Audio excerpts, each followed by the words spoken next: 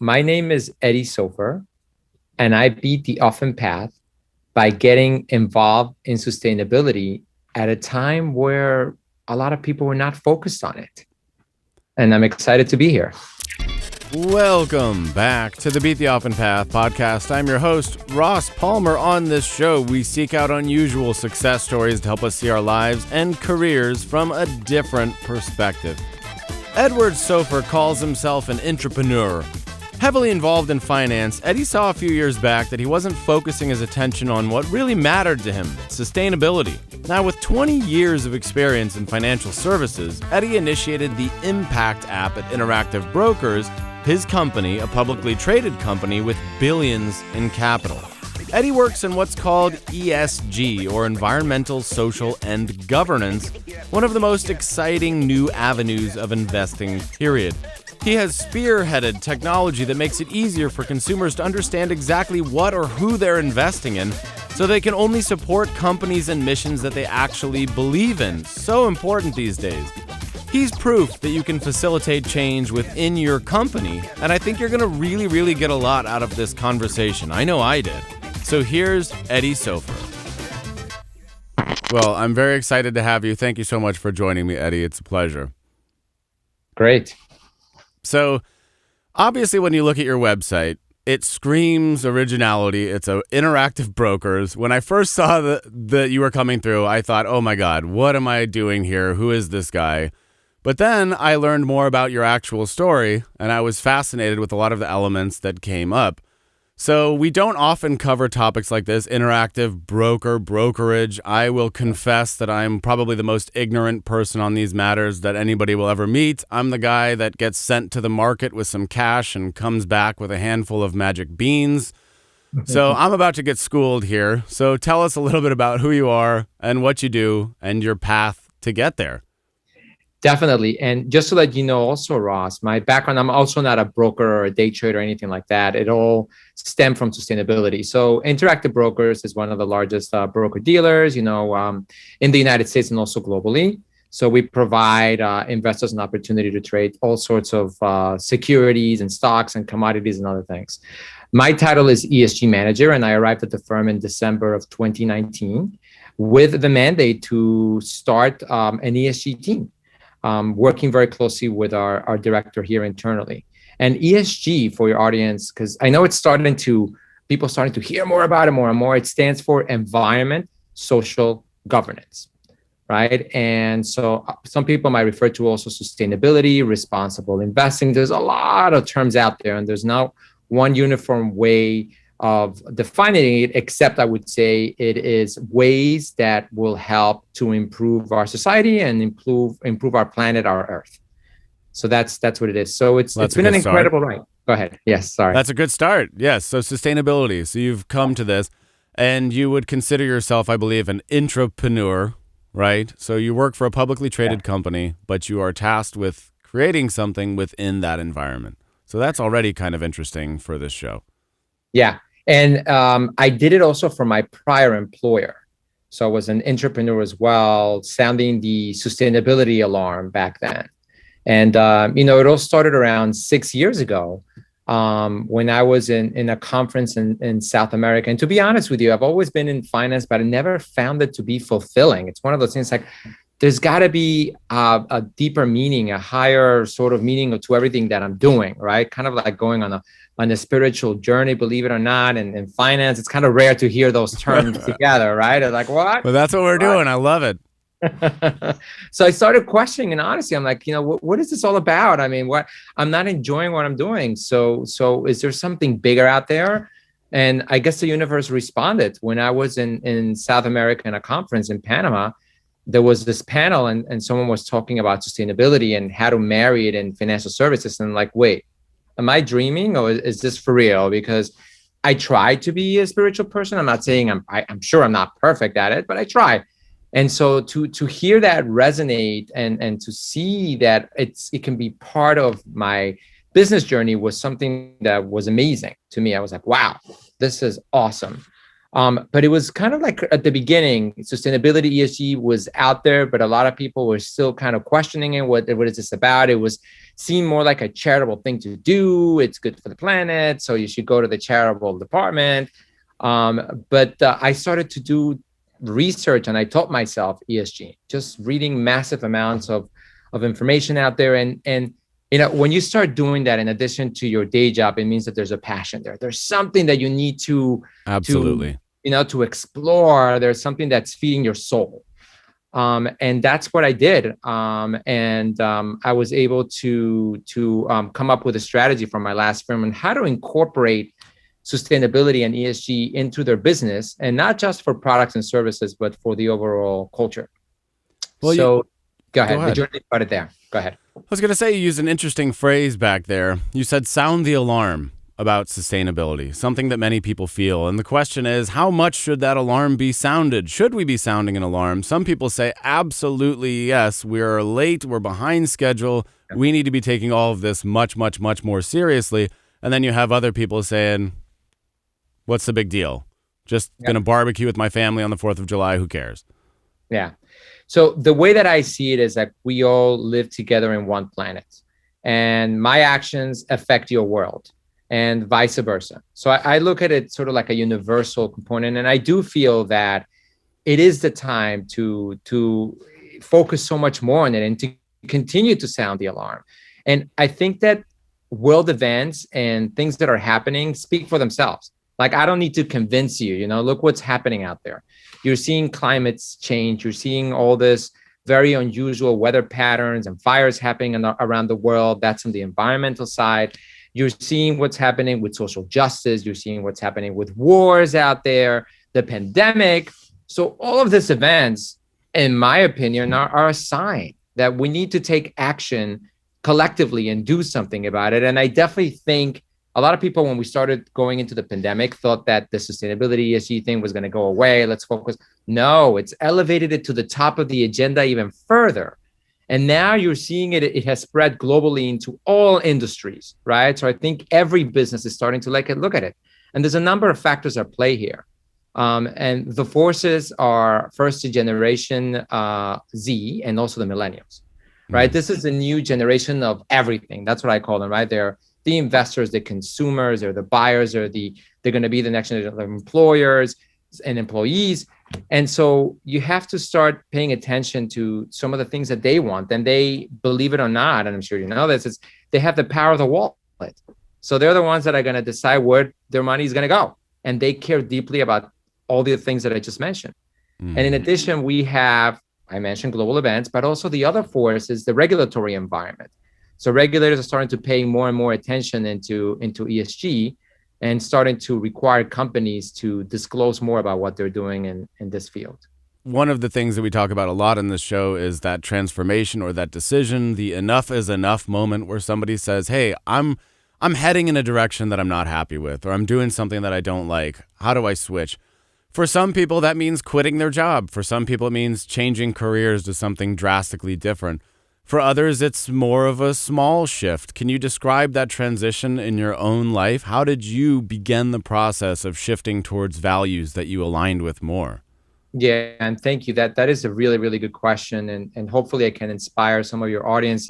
For me, it was looking at more meaning, like, what am I going to do that's going to make me passionate? And once I found sustainability, I just went full force. I didn't know what the future was going to bring, to be honest with you. Of course, I was concerned. Oh my God, do I need to leave? How am I going to do this? But I do feel that once you find that path that you're really, really passionate about, do not give up. Keep pursuing it, because the universe will answer. I think we're all on this earth meant to do something that we are supposed to do and something that we love. And once you find that, somehow the doors opened. And for me, but it's not easy. You need to take action, right? You can't just say, oh, okay, I want to go into sustainability, so I'll just sit here and wait. No, you got to do something about it. And for me, it was, sort of sounding the alarm in my past company and talking passionately with people that you work with about it and saying, this means a lot to me. I really want to get involved. Can you help me? Find a mentor, find someone that can open up doors for you. So it took a while. I did it while I was doing my regular day job, which is relationship management and sales in my past job. But eventually, they allowed me to do this on a part-time basis. But then I said, I want to do this full time. I want to go somewhere that really embraces it. And then I found that opportunity at Interactive Brokers. So don't give up. Keep going after it. Incredible. And on the show, we've also covered a lot of people who have started their own business, a lot of entrepreneurs, a lot of social entrepreneurs. But it has come up before that for many people, the best thing that they can do to make a difference is change the company environment that they work in. Because if I can convince the people around me to take something more seriously or to make a change, that might be the most effective thing that I can do right now to impact the world. When you started going down that path, was there a lot of resistance? Was it hard to get people to listen to the ideas that you wanted to do? Were people generally supportive? Yes and no. I would say yes. It was very hard. Because I was bringing out a topic that people were not listening to much in the media. It wasn't mainstream. Companies are being very successful following their path as it is. So someone like me comes along and says, listen, you need to change this or you need to do that because it's coming and the wave is going to be here. Why should they believe me? What? I was just starting my journey. So there definitely was a lot of pushback from very senior people. And listen, I get it. They were saying you're bringing, a solution to a problem that doesn't exist. Why? What are you talking about? So you need to find sort of like a network of allies that have the same opinion as you, people that are probably well known in the field that have been there for so many years, right? And bring them into the equation and introduce them to the people that you're talking to, so we can have an open-minded discussion. Don't give up. And don't get defensive either. You have to understand where they're coming from, right? At the end of the day, working in the company, they're going to be like, of course, it's about helping the planet and the environment and society, but it's also about making money, right? So you have to find the language that you can talk to them in, right? So find common ground. So, it was very tough at first, but then there was somebody that did open up, and a senior person that sort of sponsored me and took me on the journey with them. So changing in culture is definitely something that ESG demands from companies, but it cannot happen overnight. It's very difficult. Every company is in a different journey, and you have to be mindful of what to talk about and when to push the triggers and when not. So it has to be done in tandem. It's like ballroom dancing, right? You have to both dance at the same time to get to the destination. So how can I convince a company or an organization that taking care of the planet is in their best financial interest? How can I explain to somebody that it's not just a completely irrelevant hippy-dippy thing over here that's going to hurt your bottom line, but that there won't be a bottom line in a few years without it, that it's a necessary part? So I'm curious how you feel about those two worlds and what your research has shown you in the last few years. Roz, you're hitting on a point that is like really important in the ESG world, which is, how can I go down that journey and make money, or do I not make money, or like that debate still continues. I am of the opinion that in the medium to long term, subscribing to ESG is better for shareholders. For sure. There's so many studies out there, Ross, that point that, and that they have statistics and they have metrics that are demonstrating that it's good, sound business practices to embrace sustainability. I see it like a kind of like a risk management tool. Like it makes sense, right? So you don't want to be caught like a big oil company with a big oil spill. So what do you need to do? Well, you need to take care of, your processes and make sure that the ships are very strong so they don't spill any material into the oceans. And you need to make sure that things are done in the process that minimizes risk. That's what ESG is about, honestly. And it's the same with the social standards, right? You want to treat your employees right. You want to make sure that you listen to them so there's no scandals that come out later. There's got to be open communication. So all of that really is a risk management tool. So I'm of the belief that they go hand in hand. That's one of the things that it really, especially in Wall Street, the discussion is starting to, and people starting to believe more and more, but there's a lot of minds that need to be changed. And so, luckily I'm not alone. There's a lot of information out there, and that's what I use when I have conversations with senior managers. That's great. Well, I'm glad you're out there advocating on behalf of the cause. That's fantastic. So now at this point, I think we should get into some of the nuts and bolts of what you actually created and how it works. Sure thing. We're very excited. The name of the product that we created is Impact by Interactive Brokers. And myself and my director who worked on this, Will Petterfee, were very excited about it. It's really a tool that is like no other, and not just saying that because we produce it, Of course. but we wanted to make it personal, right? Just like I mentioned that sustainability means different things to different people, we should allow that to be the case also for investors, right? So for me, maybe I care more about social issues and the environment. And for you, it might be the flip side, right? So this tool does take that into account. It's a customized journey where you're able to select from 13 values that you care about most, right? So other products out there, what they do is they will provide what they call is an ESG score, right? So that's based on certain methodologies that different companies have. So we take those scores, but we transform them and add an impact lens, right? Based on your personal values, right? So we have 13 values that fall into the buckets of environment, social, and governance.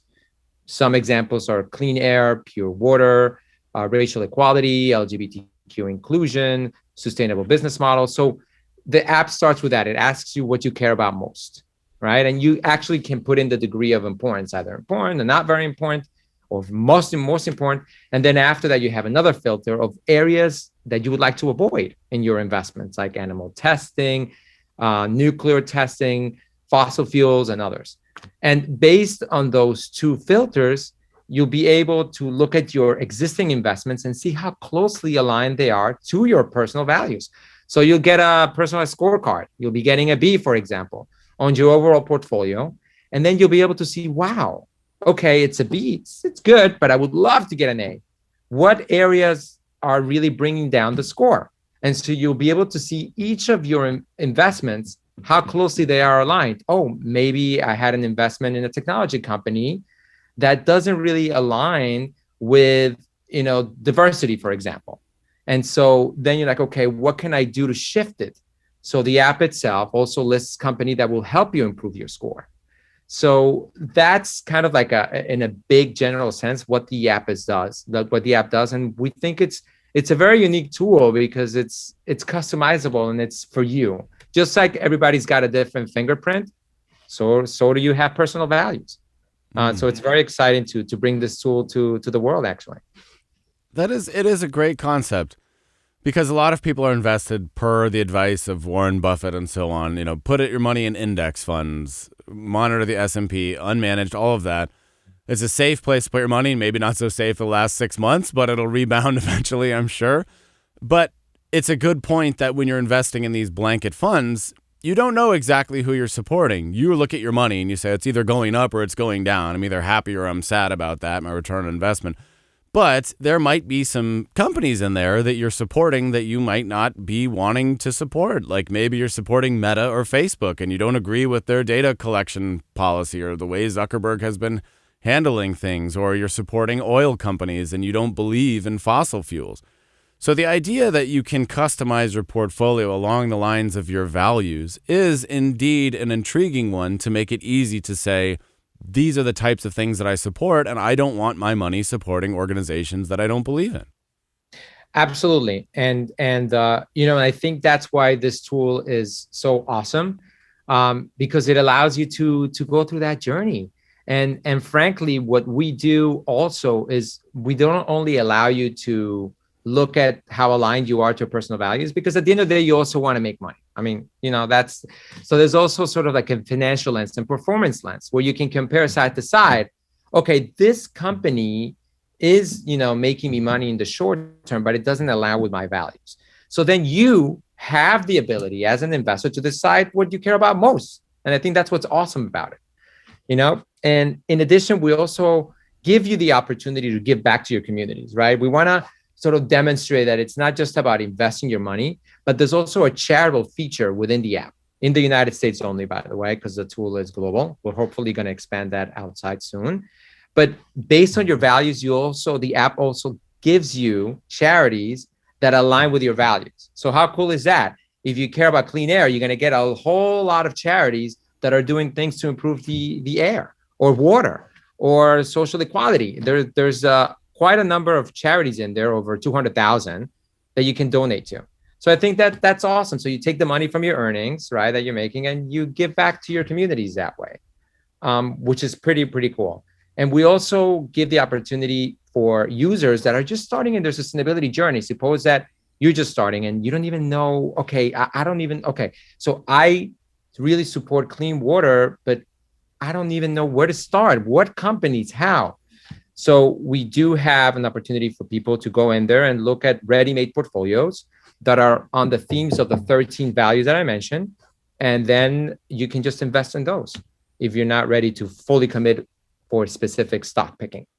So that's also a very neat feature. Go ahead. That's cool. So I open the app, I select my criteria, and then it spits out a result of these are companies that align with that particular value or set of values that you selected? It would be, yes, correct. If you already have an existing portfolio and you're already a client of ours, you'll get a letter grade. But if not, you'll get recommendations, or listed companies, not recommendation, but just listed companies that align with your values. So then if somebody had a general index fund, Vanguard, say, any of the major index funds, what value do you think those would get? What grade do you suspect they would get? It's a very interesting question. I think we'll have to put them into the test. There's so many sort of ETFs that have specific themes in mind. And it also depends on the underlying securities, right? There's a basket of securities in there. So, and honestly, the app itself gives you real-time information. So today, the letter grade might be an A, for example. Maybe tomorrow it'll be a B because one of the underlying investments had a big scandal in the news, and it sort of adapts to it and responds quickly. So it all depends on the themes, and it depends on the underlying securities. Except it's probably more like today it's an F and tomorrow it's maybe a D.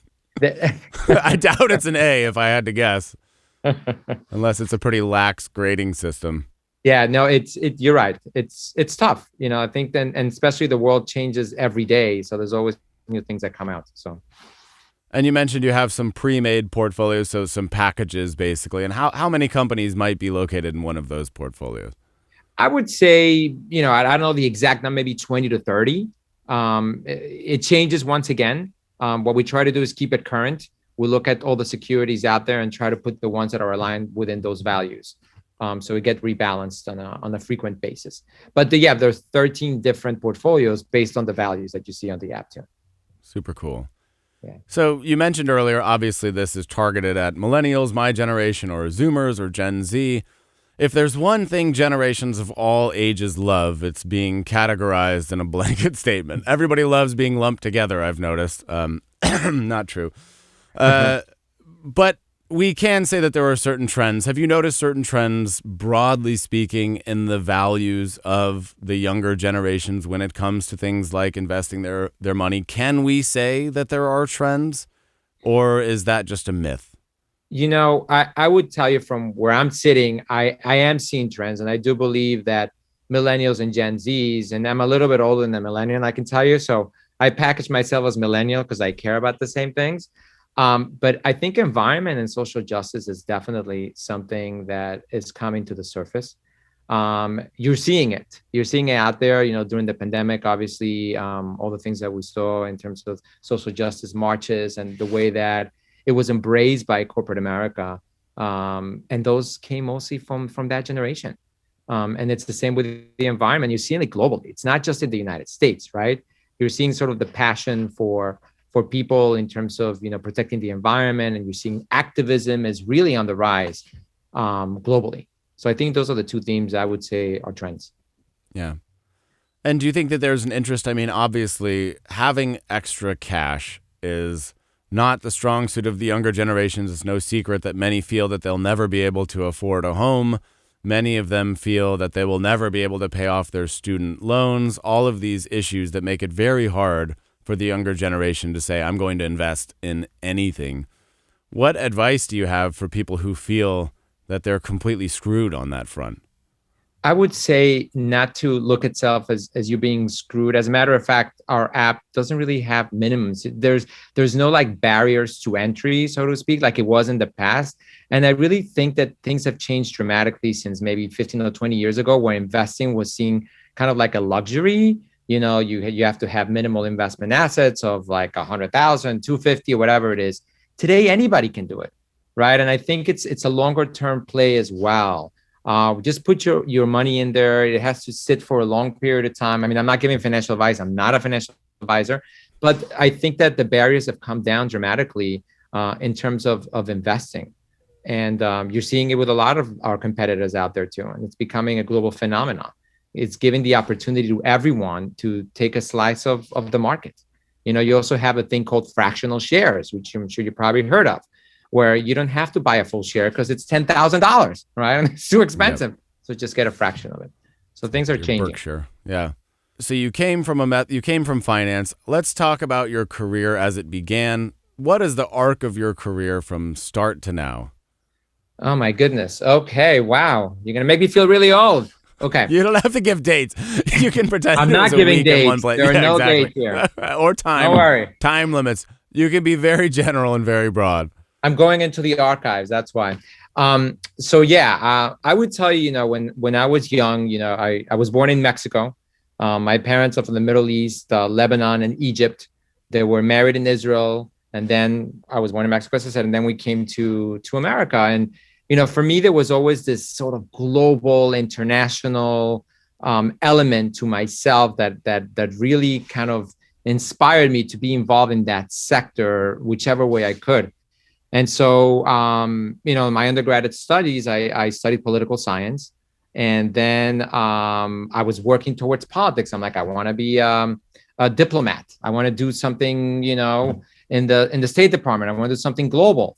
And then I got my master's degree in Washington, D.C. and pursued an international relations degree. And I was convinced I was going into that world. But then I got a master's degree, an MBA, and went into finance. And to be honest, I went into finance just like a lot. Well, I'm not going to speak for everyone, but it's because, that's where the money is. It'll make me happy. Yep. Big mistake for me, at least, because it never really worked that way. I started in banking, and I've done a lot of incredible things. I'm not saying that it's all been, obviously led me to where I am today, but there was always like this element of trying to do more and to have more impact in the world. But there was always an international element involved in all of my positions. And I carry that also in my personal life. I love, just like you said, to travel. I love meeting people from everywhere in the world. It's actually awesome. Every time I take a cab or every time I see someone, I'm like, where are you from? And some of them probably think I'm crazy, but I love chatting everyone up. But that's what unites us, and I promise it creates a bond. People just sort of become softer, they become so nice, and you develop this like, wow, we're all human after all. Yeah. And you find common elements. And so that international part of it is really very exciting to me. And that's always been a part of my career. And so I've been in finance most of my life, but now finance with a purpose. And that's what I love about it.